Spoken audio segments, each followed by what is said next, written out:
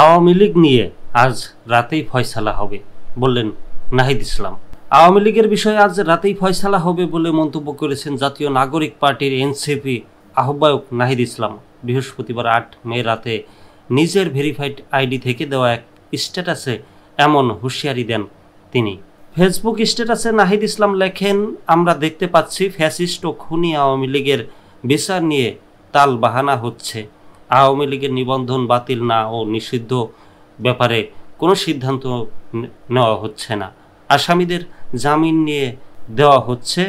অবৈধ ফ্যাসিস্ট সরকারের রাষ্ট্রপতিকে চোখের সামনে পালিয়ে যেতে দেওয়া হয়েছে। বিচার প্রশ্নে সরকারের প্রতি তোমাদের অনাস্থার জায়গা তৈরি হয়েছে। তিনি লেখেন, জুলাইয়ে আমাদের প্রতিশ্রুতি ছিল খুনিদের বিচার এবং মুজিববাদীরা বাংলার মাটিতে আর কখনো রাজনীতি করতে পারবে না। আজ রাতেই ফয়সালা হবে আওয়ামী লীগের বিষয়ে।